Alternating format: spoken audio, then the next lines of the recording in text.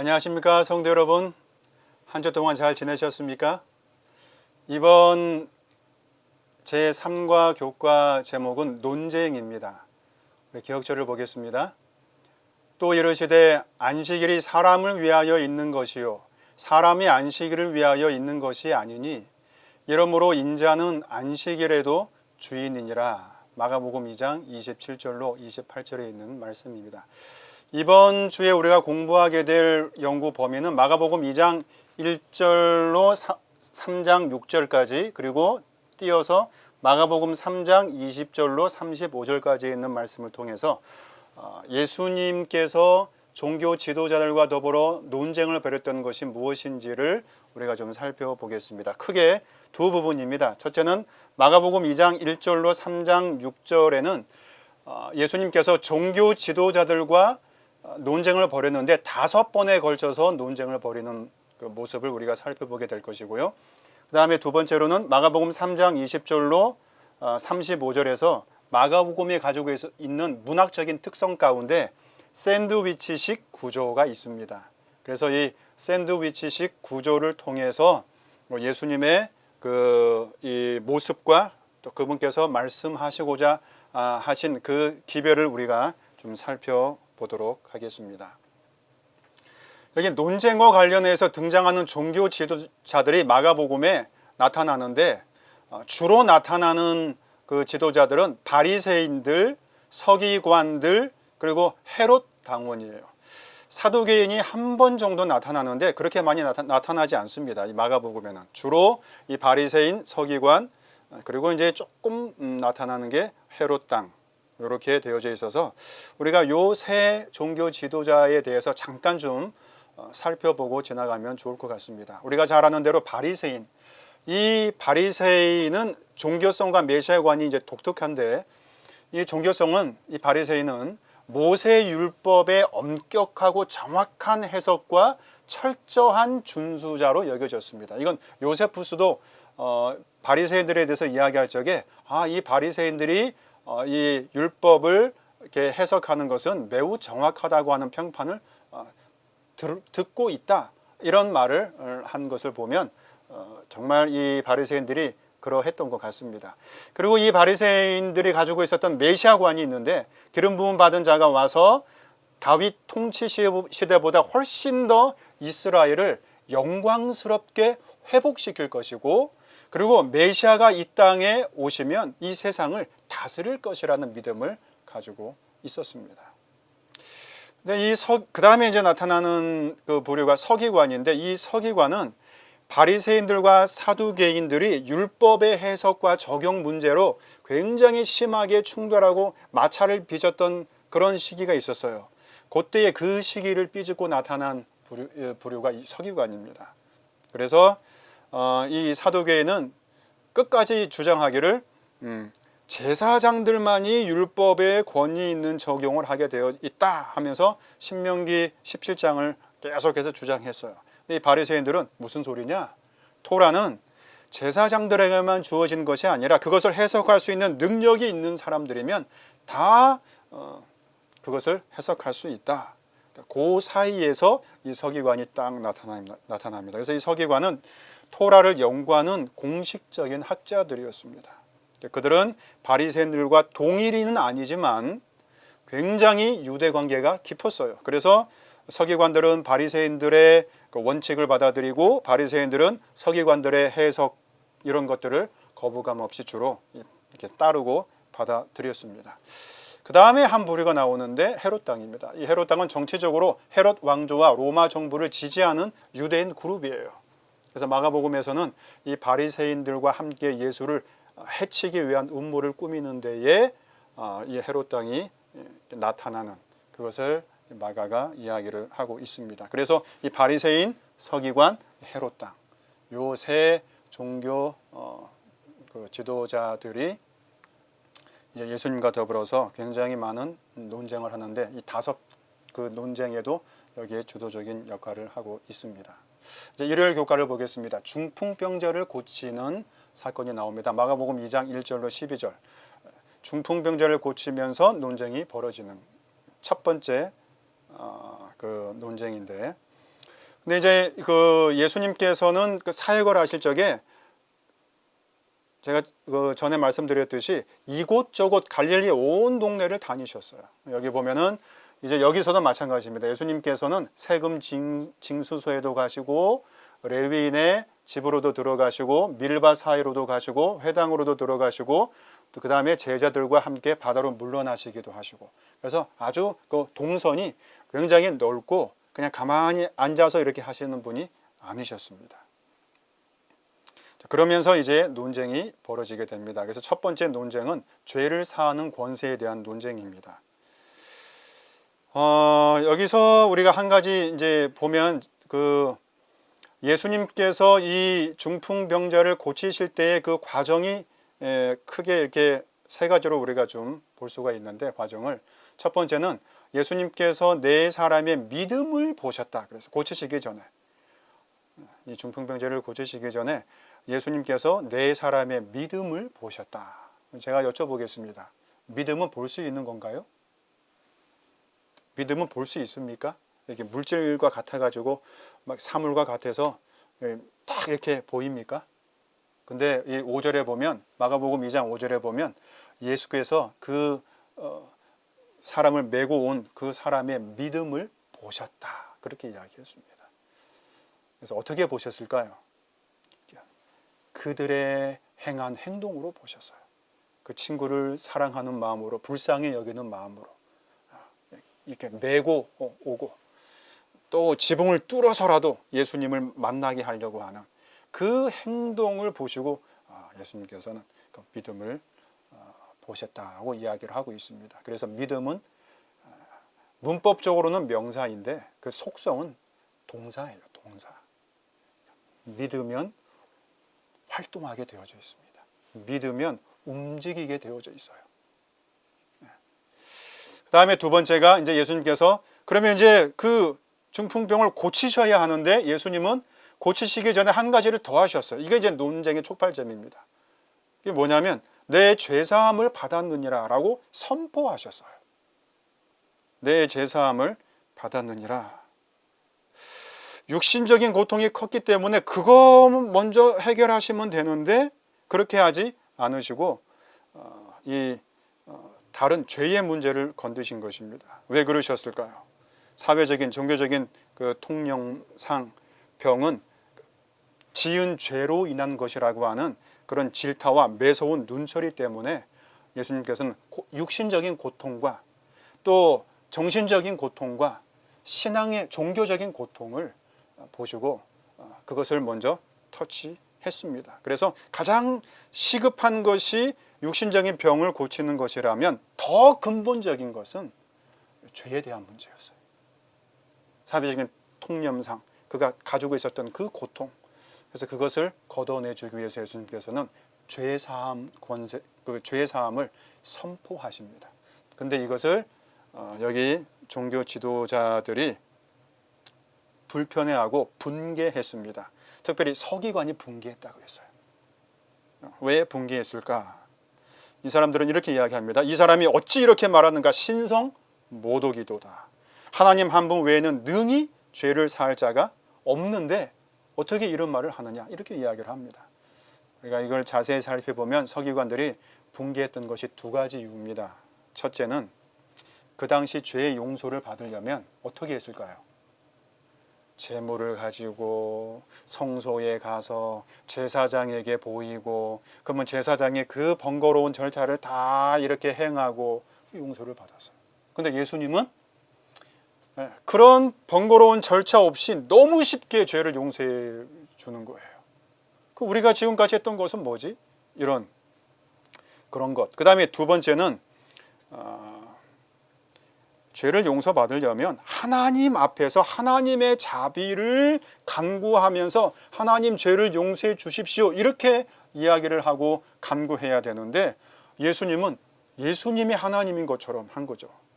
내 죄사함을 받았느니라 이렇게 된 것입니다. 그래서 이것이 이제 문제가 되는데 우리가 사복음서를 전체를 연구해 보면 그렇지 않다고 하는 것을 벌써 요한복음에서 우리가 알 수 있습니다. 요한복음 1장에 보면 예수님이 곧 하나님이시라고 이야기를 하셨고, 또 요한복음 2장 19절에 보면 예수님 자신을 성전이라 그러셨어요. 이 성전을 헐라 내가 사흘 동안 일으킬 것이라. 성전 대신 예수님께서 죄를 사하는 것이 아무 문제가 없는 거예요.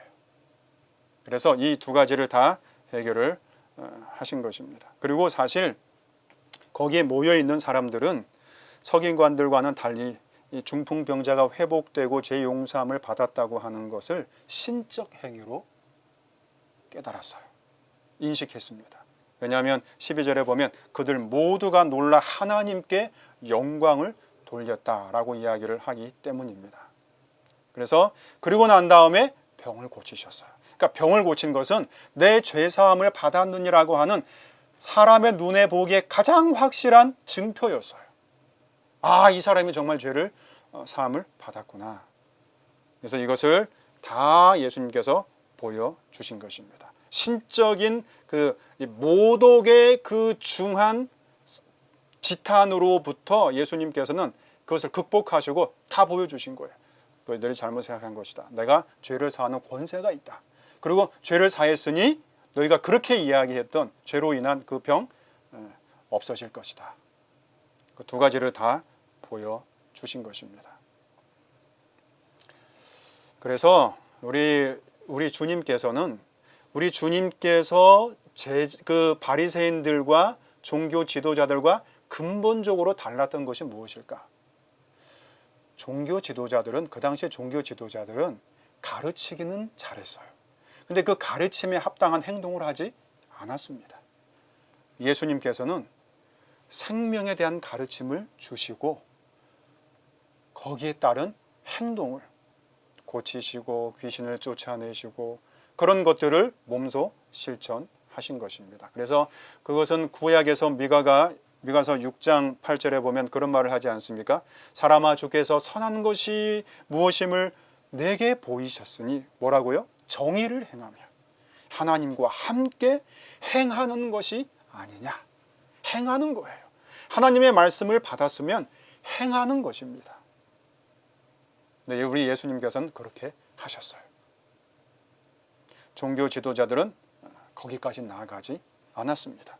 그러니 논쟁에서 그들은 질 수밖에 없었던 것입니다. 월요일 교과입니다. 레위를 부르시는 그 사건에서 두 번째 논쟁이 벌어집니다. 마가복음 2장 13절로 22절입니다. 여기는 이제 논쟁이 이제 두어 번 나오는데 이게 레위라 그래서요. 레위라고도 하고 마태라고도 합니다. 마가복음과 누가복음은 레위라는 말을 선호했어요. 레위, 세리, 레위 이렇게. 근데 마태복음을 쓴 이 마태 본인 아니에요?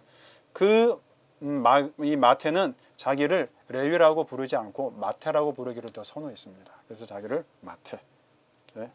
그래서 여기 보면 이 레위는 알페오의 아들 레위라고 소개됩니다. 그래서 많은 사람들이 제자들을 이렇게 살필 때 혼돈해요. 알페오의 아들 레위와 알페오의 아들 야고보가 나와요.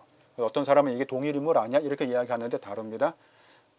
그리고 알페오의 아들 야고보와 세베대의 아들 야고보가 또 나와요. 혼돈되죠. 알페오의 아들 레위, 알페오의 아들 야고보, 세베대의 아들 야고보. 다 각각 다른 사람입니다. 그래서 이 알페오의 아들 야고보는 이 세베대의 아들 야고보와 좀 이렇게 차별화하기 위해서 자기를 그냥 작은 야고보 이렇게 그렇게 사람들이 부르기도 합니다. 어찌되었든 이 레위 마태는 직업이 세리였어요. 로마 시대에는 그 세금이 많이 있었는데 크게 두 종류의 세금이 있었습니다. 하나는 직접세가 있었고 간접세가 있었어요. 직접세는 인두세가 있고 토지세가 있습니다. 인두세는 뭐냐면 성인 남녀들에게 부과했던 세금이에요. 이거는 주로 이 인구 조사를 통해서 부과됐던 세금이고, 토지세는 물론 토지를 가지고 있는 사람이 내는 세금입니다. 근데 이 직접세는 중앙 정부가 로마가 직접 관할했어요. 근데 이제 간접세는 되게 많은데 판매세, 관세, 무역세, 통행세 뭐 이렇게 굉장히 많은 세금이 있는데 이것은 그 통치하는 그 지역의 자국민들을 뽑아가지고 이것을 하게 만들었습니다. 그래서 많은 그 자국민들은 그렇게 뽑힌 사람을 우리 동족들의 피를 빨아먹는 그런 배신자 이런 말을 많이 썼던 것이 바로 이 간접세 때문에 그런 거예요. 그래서 이 레위 마태도 요 간접세에 관련된 일을 이제 했던 것입니다. 그래서 그 당시에는 이 세리를 죄인과 같이 취급했어요. 그래서 유대교 주석서 미시나에 보면 정결과 부정에 관한 그 토호롯이라고 하는 그 거기에는 이렇게 되어 있습니다. 세리가 집에 들어오면 그 안에 있는 모든 것이 부정해진다. 참 돈은 많았지만 불쌍한 삶을 살았던 사람입니다. 예수님께서 이 세리 레위를 자신의 제자로 부르시고 그 부르심에 이 레위가 일어나서 예수님을 따릅니다. 그리고는 이제 이 레위 집에 잔치가 벌어지고 아마 초청을 받아서 거기 간 것 같아요. 근데 거기 가니까 아마 세리들도 있고, 근데 거기에 이 서기관들도 아마 이제 이게 보면서 혹시라도 예수가 뭐 잘못된 일을 하지 않을까 이제 그렇게 염탐하기 위해서 아마 갔던 것 같습니다. 근데 식사를 하는 거예요. 그때에 논쟁이 벌어집니다. 이 서기관들이 그렇게 이야기합니다. 어찌하여 세리 및 죄인들과 함께 먹는가 하는 거예요. 어떻게 예수님은 이런 사람들과 함께 먹는가? 불편한 거예요. 왜 불편했을까요? 저는 그런 생각을 해봅니다. 아니, 하나님의 나라에 앉을 때에 이런 사람들과 함께 먹어야 되는 거야? 우리가? 아마 그런 어떤 부담감도 있었을지 몰라요. 어찌되었든 이 서기관들은 이렇게 이야기를 했습니다. 어찌하여 세리 그리고 죄인들과 함께 예수님은 먹느냐? 그때 예수님께서 이야기하십니다. 건강한 자에게는 의사가 쓸데없고 병든 자에게라야 쓸데가 있느니라. 나는 의인을 부르러 온 것이 아니요 죄인을 부르러 왔노라. 이야기했습니다. 그래서 우리 예수님은 죄인을 찾아오신 분이에요. 하나님의 나라가 선포되고 그 하나님의 나라에 들어갈 대상이 죄인이었어요. 죄인. 그 죄인들에게 회개를 통해서 하나님의 나라에 적합한 사람으로 만들어내는 일, 이게 복음이 하는 거였어요. 그래서 우리 예수님은 죄인들을 찾아내는 데에 참 일가견이 있으신 분입니다. 이거는 태초부터 그랬어요. 아담과 하와가 선악과를 따먹고 무화과 나무에 숨었을 때 예수님께서 그때 찾아오시더니 역사를 통하여 계속해서 찾아오십니다. 그래서 우리 하나님은 숨어있는 죄인을 찾아내는데 이골이 나신 분이에요. 그거 이야기하는 것입니다. 나는 의인을 부르러 온 것이 아니고 죄인을 부르러 왔다. 병든 자를 찾으러 왔다. 죄로 인하여 병든, 죄로 인하여 멍든, 죄로 인하여 어떻게 할 수 없는 그런 죄로 인한 중풍병, 죄로 인한 나병, 죄로 인한 그 많은 병, 그렇게 신음하는 사람들을 위하여 내가 온 것이다. 그렇게 이야기하시면서 그 논쟁에서 대답을 하십니다. 그 다음에 이제 세 번째 논쟁은 이거예요. 어찌하여 당신의 제자들은 금식을 하지 않습니까? 가만 보니까 침례 요한의 제자들, 바리새인의 제자들은 금식을 하는데 어떻게 된 게 예수님의 제자들은 금식을 안 하는 거예요. 이것도 옳지. 이걸로 이제 틱거리를 잡으려고 한 것입니다. 근데 유대인들은 전통적으로 일주일에 2번 금식을 합니다. 둘째 날과 주로 다섯째 날이에요. 오늘날로 말하면 월요일 혹은 목요일입니다. 이 메길라트 타닛이라고 하는 그 주 1세기경 금식에 대한 유대인들의 그 책이 있습니다. 금식에 대한. 거기에 보면은 이렇게 이야기했어요. 당시 유대인들은 주일 중 둘째 날과 다섯째 날, 즉 월요일과 목요일에 정규적으로 금식을 했다 이런 언급이 있고 탈무드에도 그런 언급이 나와요. 탈무드에도 보면 모세가 시내산에서 2번째로 올라간 날과 내려온 날을 기념하기 위하여 월요일과 목요일에 금식을 했다. 미시나에도 마찬가지입니다. 금식일과 관련된 규칙과 관습을 설명하면서 월요일과 목요일은 그 당시 사회적으로 이 그 변할 수 없는, 움직일 수 없는 그 금식의 날이에요. 그래서 이렇게 금식을 관습을 따라서 하는데 왜 너희들은 금식을 하지 않고 너희 제자들은 금식을 하지 않느냐. 그때에 주님께서 이런 말씀을 하시죠. 이 땅에 그분 자신이 오신 것을 혼인잔치로 이렇게 이야기를 하시면서 혼인식의 그 잔치에 하객들이 금식을 하면 그 분위기가 어떻게 되겠느냐. 그 말이에요. 한번 생각해 보십시오. 그 혼인하는 날에는 얼마나 기쁜 날이에요. 먹고 즐기는 것인데 금식을 하게 되면 그 분위기가 어떻게 되겠느냐. 그러나 신랑을 빼앗기는 날이 올 것인데, 십자가에 달려 돌아가시는 날이 올 것인데, 그때에는 충분히 금식할 수 있을 것이라는 말로 이야기를 하고 있어요. 그런데 지금은 아니라 이거예요. 지금은 뭐예요? 하나님의 나라가 가까웠으니까 회개, 즉 새로운 시작을 해야 된다고 하는 거예요. 제가 이야기 드렸죠. 회개는 새롭게 시작하는 것을 의미합니다. 그래서 이제는 생배 조각을 낡은 옷에 붙일 수가 없어요. 새로운 시대가 열렸고 하나님의 나라가 이렇게 임하는데 새 포도주를 낡은 가죽푸대에 넣을 수가 없어요. 그럼 터져버리는 거예요. 그래서 예수님께서는 이런 말씀을 하신 것입니다. 그래서 신랑이 있는 동안은 어떻게 금식을 할 수 있느냐라고 이야기를 하십니다. 그 다음에 이제 화요일 교과에 보면 안식일의 주인에 대한 그 논쟁인데 마가복음 2장 23절, 24절에 나옵니다. 이게 네 번째 논쟁이에요. 이거는 안식일의 밀밭 사이로 제자들이 이렇게 지나가면서 이삭을 자르는 그것을 바리새인들이 딱 본 것입니다. 그래서 이제 멈춰 세우고 이제 논쟁을 벌이는 것입니다. 근데 여기 보면 그 당시 뭐 이후에 미시나에는 안식일에 금지된 39개의 노동법이 있었어요. 노동법. 여기 제가 이걸 다 기록해 봤어요. 39가지예요. 보기만 해도 답답하지 않습니까? 가슴이 답답합니다. 네, 여기 보십시오.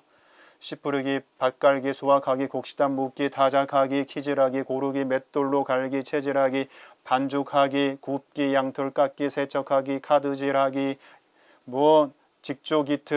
직조기틀에 실 걸기, 또 실 풀기, 사냥하기, 도살하기, 가죽 벗기기, 가죽 자르기, 글자 쓰기. 읽기만 해도 숨찹니다. 이런 걸로 안식일을 꽉 올겨맸어요. 그 많은 39가지 중에 이 제자들이 두 가지가 걸린 거예요. 수확하기와 타작하기에 딱 걸린 거예요. 사실 생각해 보십시오. 안식일에 우리가 거동을 하고 행동을 하면 이 39가지의 이 금지법을 피해 나갈 수 있는 길이 있을까요? 한 가지 방법밖에 없죠. 가만히 있으면 돼요. 그럴 수 있어요? 그렇게 했다 이거예요. 그때에 예수님께서 어떤 사건을 이야기하시냐면 과거의 한 사건을 들추어내십니다. 그것은 다윗이 성소에 진열되었던 진설병, 그 진설병이 있지 않습니까? 6개, 6개 이렇게 해서 12개의 떡이 이렇게 있었어요. 성소 안에. 그 맞은편에는 촛대가 있었고, 그죠?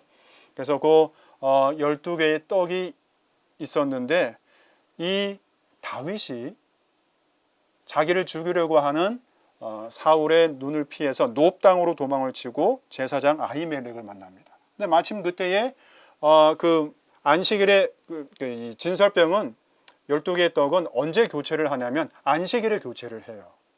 그래서 안식일에 교체해서 물려놓은 떡이 있었어요. 그래서 이제 이 다윗과 그의 추종자들이 너무 허기지고 그래서 그거를 좀 달라고 합니다. 그때에 이 아히멜렉이 몇 가지를 물어보고 그러면 내가 이 떡을 주겠습니다. 그리고 이제 이 떡을 주어서 먹게 했던 거예요. 그래서 근데 이 떡은 제사장들만 먹을 수 있는 떡이었어요. 그렇게 물려낸 떡은. 그런데 이거를 제사장이 아닌 다윗이 그것을 또 그 추종자들이 그것을 먹었던 것입니다. 진설병의 떡은 제사장이 먹어야 되는데 그날에 음식 때문에 생명을 다투는 상황에서 제사장이 그것을 준 거예요. 그리고 이것은 이 사건 이후에 이스라엘 역사에서 누구도 이 사건을 가지고 태클을 걸지 않습니다. 문제 삼지 않아요. 그걸 이야기한 것입니다. 다윗과 그의 부하들이 이 진설병을 먹은 것이 괜찮다면 예수님의 제자들이 미리삭을 먹은 것도 문제 없는 것이라고 예수님께서 주장하시는 거예요. 그러면서 하시는 말씀이 그 말씀입니다. 안식일은 사람의 유익을 위하여 있는 것이지 사람이 안식일을 위하여 있는 것이 아니라고 이야기하시면서 마지막 정점을 찍어요. 인자는 안식일에도 주인이라 이렇게 이야기를 합니다. 그래서 여기 보면 주님께서 이렇게 하신 말씀, 인자는 안식일에도 주인이라고 하는 이 말씀은 이 말이에요. 우리가 이 말씀을 하나님의 품성을 이해할 때에 우리 주님께서 하신 말씀을 온전히 깨달을 수 있다고 하는 것입니다. 안식일은 우리들의 마음에 쉼을 주는 날입니다. 그런데 사람이 안식일을 쉼 없이 지키려고 하면 피곤하고 힘든 거예요. 우리가 안식일을 지킨다는 것은 안식일에 들어오는 것인데 그렇게 들어오는 것은 안식일의 주인을 만나기 위해서입니다. 그렇지 않습니까? 그런데 안식일을 지키는 것이 일로 보이면 우리들은 너무 힘들고 지쳐서 안식일의 주인인 예수님을 만나지 못하는 거예요. 그래서 주님께서는 그렇게 이야기한 것입니다. 안식일은 사람의 유익을 위하여 있는 것이지 사람이 안식일을 위하여 있는 것이 아니라 안식일의 주인은 바로 나다라고 이야기를 하고 있는 거예요. 우리가 안식일을 맞이할 때마다 우리는 안식일의 그 법조문을 보고 들어가나요? 안식일에 39가지 법조문 옛날에 했던 것처럼 그러면 우리들은 필시 탈진하고 말 겁니다. 기진맥진할 거예요. 안식일은 쉼을 통해서 예수님을 만나는 것입니다. 그것을 예수님께서 이 논쟁을 통해서 말씀해 주고 있습니다. 그 다음에 이제 마지막 5번째 논쟁은 안식일에 병 고치는 문제에 대해서 마가복음 3장 1절로 6절에서 이야기를 하고 있습니다. 자, 이것은 예수님께서 말씀하신 그 말씀이 있죠. 안식일은 사람의 유익을 위해서 있는 것이라고 하는 그것이 무엇인지를 실질적으로 보여주신 것이 이 안식일에 한쪽 손 마른 사람을 고쳐주신 거예요. 마비된 사람을 고쳐주신 것입니다. 안식일에 우리 주님께서 그렇게 하시면서 뭐라고 이야기하셨냐면 선을 행하는 것과 해를 끼치는 것, 생명을 살리는 것과 죽이는 것을 대조하면서 물으셨어요. 어느 것을 해야 되냐 이거예요. 그러면서 한쪽 손 마른 사람을 이렇게 세우셔서 회복시켜 주시고 그 사람에게 참다운 기쁨과 평안을 주셨습니다. 그런데 참 아이러니한 것은 이렇게 한 사람은 회복의 기쁨을 안식일을 통해서 누리게 되었고 그때에 이 일로 인해서 바리새인들은 헤롯 왕과 함께 예수를 죽이려고 했어요. 야, 이 사람 어떻게 하면 죽일 수 있을까? 처치할 수 있을까? 이 역설 아닙니까? 여기 안식일을 어긴다는 이유로 예수를 정죄하려는 사람들이 같은 날 그분의 죽음을 계획함으로써 스스로 안식일을 어기고 있었다고 하는 것입니다. 참 그래서 우리가 이 예수님의 사역과 예수님의 복음을 곡해하게 되면 우리의 상식이 우리의 정신이 흔들려요. 혼미하게 됩니다. 지금 바리새인들과 헤롯 당원들이 그런 일을 하려고 했습니다. 그래서 5개의 논쟁을 이 마가복음에서 다 모아서 이야기를 하고 있는데 그것은 뭐 때문이라고요? 예수님의 권위를 이 논쟁을 통해서 이렇게 해결하려고 했던 것을 보여주었다고 하는 것입니다. 그 다음에 이제 수요일 목요일에는 그 마가복음이 가지고 있는 특유한 문학적인 특성이 있다 그랬죠. 샌드위치 구조입니다. 이 샌드위치 아시죠? 빵 2쪼가리를 위아래로 놓고 그 안에다가 이제 뭐 중요한 내용물을 이렇게 넣는 거 아닙니까? 그러니까 이거를 우리가 그냥 문학적으로 설명을 하면 이런 거예요. A 이야기가 B 이야기로 중단되었다가 다시 처음 A 이야기로 돌아가는 거예요. 이게 이제 샌드위치식 구조입니다. 근데 이 마가복음에서는 이것을 6번 사용해요. 그 중에 첫 번째가 오늘 우리가 보는 것입니다. 이거는 이제 이런 이야기입니다. 첫 번째 A 이야기는 예수의 가족들이 예수가 미쳤다는 소문을 듣고 붙잡으려고 온 거예요. 되게 마가는 거칠게 표현했어요. 예수님이 미쳤다는 소문을 듣고서 막 예수님을 붙잡으러 온 것을 A 이야기로 두고, 그 다음에 갑자기 B 이야기가 들어와요. 그거는 서기관이 예수가 바알세불을 힘입어서 귀신들을 쫓아낸다라고 하는 그 논쟁을 거기다 넣습니다. 알맹이로. 그 다음에는 그것이 끝나니까 다시 A 이야기, 처음 이야기로 돌아와요. 그래서 처음 이야기가 뭐예요? 가족에 관련된 거. 그래서 하나님의 뜻대로 행하는 자가 형제요, 자매와 어머니다 라고 이야기하면서 사건을 이렇게 끝맺으십니다. 이제 우리는 이 수요일 소재는 이 B 이야기에 관련된 것입니다. 목요일은 A 이야기를 우리가 잠깐 다루도록 그렇게 하겠습니다. 그래서 이 B 이야기, 이것은 뭔가 하는 거예요. 여기 보면 예수가 바알세불을 힘입어서 이렇게 이야기했어요.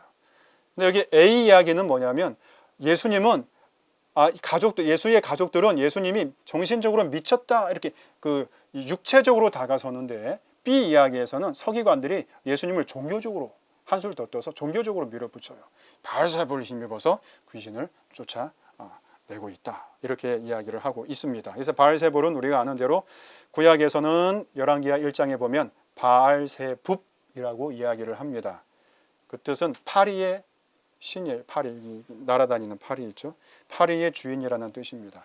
사마리아 사람 사이에서 불리었던 바알 예배의 신이었어요. 근데 이 신이 신약에서는 바알세불로 불리워지고 사탄을 주로 가리키는 데 사용됩니다. 그래서 바알세불. 그래서 사탄에 들렸다 이 말이에요. 이 말은 굉장한 그 곡해로 이렇게 다가선 것입니다.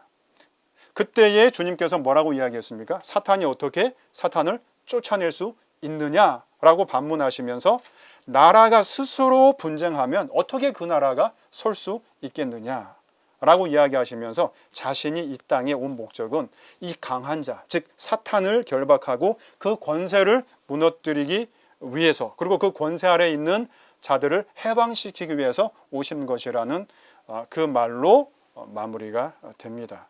그리고 다시 A 이야기로 돌아오면서 참 가족은 하나님의 뜻을 행하는 것이다. 그러면서 B 이야기에서 한 가지를 더 이야기하는데, 그것이 우리가 잘 아는 성령을 거스리는 죄에 대해서 이야기를 하고 있습니다. 그래서 성령을 거스리는 죄는 이 사탄이 예수님을 모함했던 것과 관련 지어져서 우리가 이거를 해석을 해야 됩니다. 그래서 성령을 거스리는 것, 그것을 성령을 거스리면 용서받지 못한다고 예수님께서 이야기를 하고 있어요. 근데 그것이 뭡니까? 그러면 성령을 거스린다고 하는 것이 뭘까요? 그것은 성령의 사역을, 하나님의 사역을 의도적으로 사탄의 일이라고 왜곡하는 거예요. 이게 성령을 거스리는 겁니다. 성령의 증거와 능력을 완고하게 거부하는 행위가 성령을 거스리는 거예요.